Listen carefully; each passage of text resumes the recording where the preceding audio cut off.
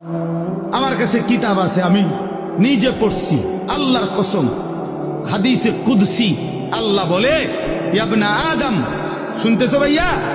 ইয়াবনা আদম কুম ইলাইয়া আমশি ইলাইকা। আল্লাহ বলে, বান্দা তুমি আমার জন্য দাঁড়াও, আমি তোমার জন্য হাঁটবো। আমশি ইলাইয়া উহারবিলু ইলাইকা। এরপরে আল্লাহ বলে, বান্দা তুমি আমার জন্য হাঁটতে শুরু করো, আমি আল্লাহ রহমত নিয়ে দৌড়তে শুরু করো। এই জন্য কুম ইলাইয়া, আল্লাহ আমার জন্য দাঁড়াও। আমশি ইলাইকা, আমি তোমার জন্য হাঁটবো, আমি হাঁটবো। তুমি একটু আসো, আমি তার চাইতে বেশি আসবো। তুমি আসবা এক বিঘত, আমি মাওলা আসবো এক হাত। তুমি আসবা এক হাত, আমি আসবো দুই হাত। তুমি আসবা হাঁটতে হাঁটতে, আমি আসবো দৌড়তে দৌড়তে। আতাইতুকা হারওয়ালা, তুমি আসো বান্দা। রাতে আসলে রাতে মাফ, দিনে আসলে দিনে মাফ। ইন আতাইতানি লাইলান আতাইতুকা লাইলান। আল্লাহ বলে, বান্দা রাত গভীরে গুনাহ নিয়া মাফ চাইতে আমার কাছে আইসো। আতাইতুকা লাইলান, মাগফিরাত নিয়ে আমি তোমার কাছে রাতেই আসবো। ওয়া ইন আতাইতানি নাহারান আতাইতুকা নাহারান। তুমি আমার কাছে গুনাহ নিয়া যদি দিনে আসো, আমি মাগফিরাত নিয়ে দিনেই আসবো। তুমি আসবে যখন, আমি আসবো তখন। তুমি যদি আসমান ছোঁয়া গুনাহ নিয়া আমি আল্লাহর দিকে ফিরো, তওবা করো, গুনাহ ছেড়ে দাও, আর করবা না, ওয়াদা দাও, নতুন করে আমল শুরু করে দাও, আমার কাছে মাফ চাও। আল্লাহ বলেন, বান্দা আমি ওয়াদা দিলাম, লাউ বালাগাত যুনুবুকা আনানাস সামা সুম্মা ইস্তাগফারতানি গফারতু লাকা ওয়ালা উবালি। আসমান পর্যন্ত যদি গুনাহ পৌঁছে যায়, এরপরও যদি সঠিক নিয়মে তওবা করো, তাহলে আমি ওয়াদা দিলাম, কোনো পরোয়া না করে আমি আল্লাহ মাফ করে দেব।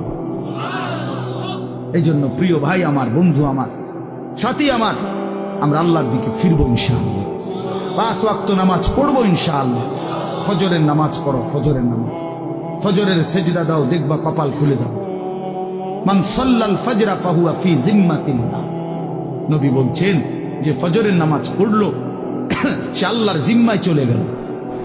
আল্লাহ ডাক দিল, আনেস ফজরের নামাজ পড়লি, তোর সারা দিন আমি দেখো।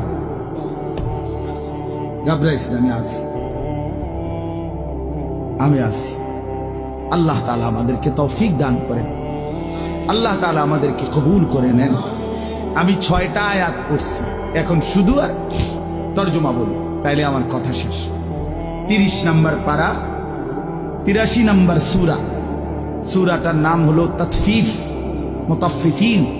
এই সূরার প্রথম 6টি আয়াত আমি তেলাওয়াত করছি। আল্লাহ তাআলা বলেন, ওয়াইলুল লিল মুতাফফিফিন, যারা তাতফিফ করে তাদের জন্য দুর্ভোগ, লাঞ্ছনা, আযাব, জাহান্নাম। যারা তাতফিফ করে, ব্যাখ্যা বলতেছি পরে, আগে যেটা কইছি এটাই শুনেন।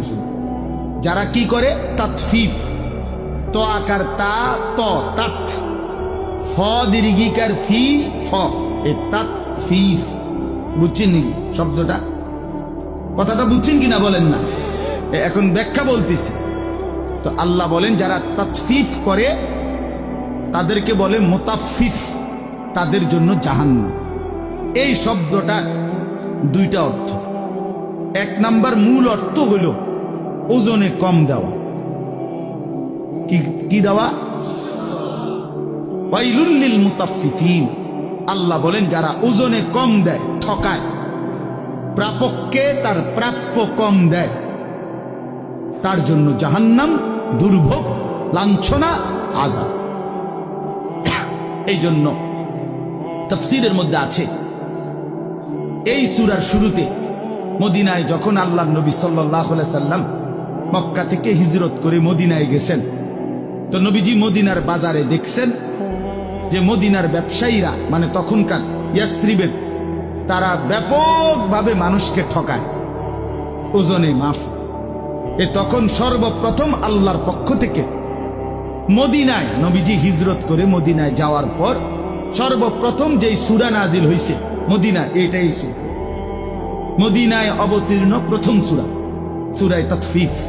আর আল্লাহ বলেন ওয়াইলুল লিল মুতাফফিফিন, সাবধান তোমরা যারা ওজনে কম দিচ্ছ, তোমাদের জন্য জাহান্নাম। এই যে বলছে প্রথম দিন মদিনায় হিজরতের পরে প্রথম আয়াত, সেই থেকে নিয়ে ইমানদাররা এই আচরণ ইয়াসরিবের মানে মদিনার মুসলমান ছেড়ে দিছে। এই মন্দ অভ্যাস আজকে 1450 বছর পরেও মদিনার ব্যবসায়ীদের ওজন 100 নিখুঁত, এখনো এই ঐতিহ্য, এখন আমরা এইটা ঐতিহাসিকভাবে প্রমাণিত। এখন মদিনার ব্যবসায়ী একেবারে পাক্কা, ঠকায় না, ঠকায় না। আল্লাহ নবী সাল্লাল্লাহু আলাইহি সাল্লাম হাদিসের মধ্যে আছে মদিনার সমস্ত কিছুর জন্য নবী দোয়া করছেন, এমনকি এই মদিনার দাড়ি ফাল্লা বাটখারার লাগেও নবী দোয়া করছেন। আল্লাহুম্মা বারিক লানা ফি মুদ্দিনা ওয়া সাইনা ওয়া তামারিনা, আল্লাহ আমাদের মদিনার এই ফাল্লি বাটখারা এটির মধ্যে বরকত নাই, বুঝছেন না, এর মধ্যে বরকত আছে। অর্থাৎ এই জন্য মদিনার ওই আল্লাহর কথা মেনে নিছে, আর কখনো মানুষকে ঠকায় না। আমি নিজে দেখছি, এসব সময় কতবার দেখছি মদিনার ব্যবসায়ী আপনার, আমি দেখছি একদিন এই আতর সহ কিতা কিতা কিনছে বেটা, তো দাম নিয়া মাইপা টাইপা দেওয়া ঠিক করার পরে দাম নিয়া তর্ক, সাথে সাথেই এই লোক ক্রেতা ওই দোকানদারকে একটা শব্দ শুধু বলছে, মানে দাম নিয়ে যখন ফেস লাগছে, ওই বেটাও আরবি এ বেটাও আরবি, তো এ বেটায় আরবি এই বেটা হরে কইতেছে সাল্লি আলান নবী, নবীজির উপরে দুরূদ পড়ে। এ একার মনে যেন আগুনের মধ্যে পানি দিয়ে একে ঠান্ডা, একদম ঠান্ডা, হে সাথে সাথে বলছে আল্লাহুম্মা সাল্লি আলা মুহাম্মদ। এরপর আর কোনো কথা নাই যে ঠিক আছে, এ হের বলতেছে তুই যা বলছো তাই, খালাস, মাফি মুশকিল, কোনো সমস্যা। আল্লাহ তাআলার হুকুম তারা এভাবে মানছে। ওয়াইলুল লিল মুতাফফিফিন, আল্লাহ বলছে যারা ওজনে কম দেয় তাদের জন্য জাহান্নাম, জাহান্নাম। কোরআনুল কারীমে আল্লাহ বলছেন ওয়া আকিমুল ওয়াজনা বিল কিসত ওয়া লা তুখসিরুল মিজান, তোমরা ওজনে পূর্ণ করো সততার সাথে, ন্যায় পরায়ণতার সাথে, ওয়া লা তুখসিরুল মিজান, ওজনে কমাই দিও। এটা আল্লাহ পাকের আদেশ, সূরা আর রহমানে আছে, ঠিক না? শুরুতে আল্লাহ বলছে কোরআনে ওয়া আউফুল কাইলা, কায়েল ওজন পূর্ণ করো, ওজন পূর্ণ করো, ঠকাইও না কাউ। এটা বান্দার হক। কার হক? একটি জাতি ছিল হযরত শুআয়ব আলাইহিস সালামের জাতি, আল্লাহ তাআলা ওই জাতিকে ধ্বংস করে দিয়েছিলেন আযাব দিয়ে। কেন? কোরআন শরীফে স্পষ্ট আছে, তাদের সবচেয়ে বড় অপরাধ ছিল তারা মানুষকে ওজনে কম দিত। কোরআন শরীফে সূরা হুদের মধ্যে আছে, শুআয়ব আলাইহিস সালাম চিৎকার দিয়া দিয়া কত অনুরোধ করছে তা করে, লা তানকুসুল মিকিয়াল, ওজনে কম দিও না।